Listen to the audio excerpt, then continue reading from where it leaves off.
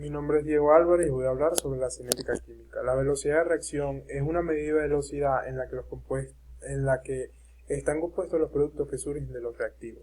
Hay diferentes reacciones las cuales se pueden dar en diferentes intervalos de tiempo. Hay algunas que pueden tardar incluso años para completarse, otras que pueden ser instantáneas, pero mayormente siempre hay un tiempo intermedio en que generalmente las reacciones se dan. Las reacciones se miden de la siguiente manera: por el aumento de la concentración del producto y por la disminución de la concentración de los reactivos, siempre y cuando esto se encuentre dentro de un determinado intervalo de tiempo. Constante específica de velocidad. Esta es la constante de proporcionalidad de la ley de rapidez de la cinética química, la cual se refiere a la interacción que hay entre la concentración molar de los reactivos y la rapidez de la reacción, donde los reactivos, al irse consumiendo, va a ir disminuyendo la velocidad de dicha reacción. En este caso tenemos la fórmula de la constante, en la cual se toman las velocidades iniciales. El orden de reacción. Este es un concepto el cual proviene de la cinética química y mediante el cual se representa la tasa de elevación, de manera a que esta es la sumatoria de los exponentes de las concentraciones en la ley de la velocidad de la reacción, y también se considera como la influencia de los reactivos sobre la reacción general.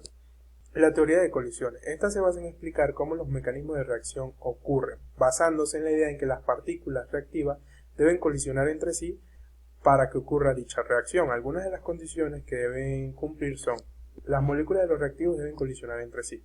La energía producida por la colisión debe ser suficiente para romper y formar enlaces químicos, y al momento de la colisión debe existir una correcta orientación de manera de que los enlaces queden a la distancia de la posición correcta. La energía y el complejo activado. En este caso, la energía de activación es la energía necesaria para que los reactivos puedan formar el complejo activado. En este caso, el complejo activado es el que se forma cuando las moléculas alcanzan la barrera de activación, es decir, cuando comienzan a producir, valga la redundancia, los productos. Ecuación de Arrhenius. La ecuación de Arrhenius funciona para una reacción elemental cuyas velocidades son lo suficientemente rápidas para poder alcanzar el equilibrio dinámico.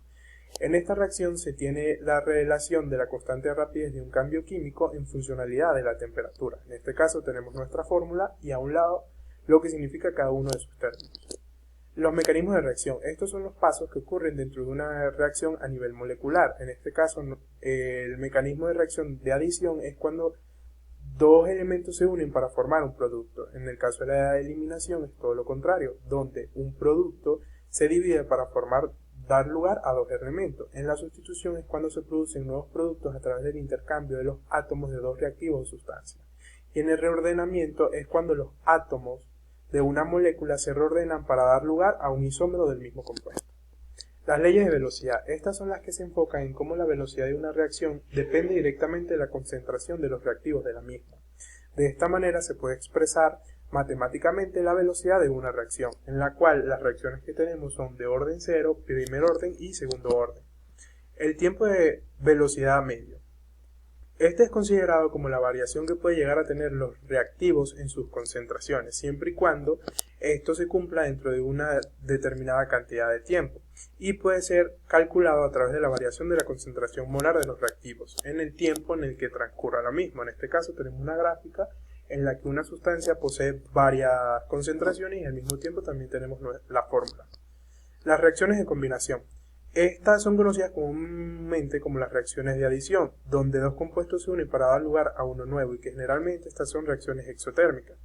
Esta se expresa por la unión de dos o más átomos, y acá, como podemos observar, tenemos los tipos de reacción combinadas que podemos obtener. La determinación gráfica del orden de una reacción. En este caso tenemos una gráfica donde tenemos la reacción orden 0, de primer orden y de segundo orden. En la orden 0 es en el que la concentración no influye en la velocidad de la reacción. En el primer orden es que junto con el aumento de la concentración aumenta la velocidad, y en segundo orden la concentración se encuentra al cuadrado, por lo que la velocidad aumenta 4 veces.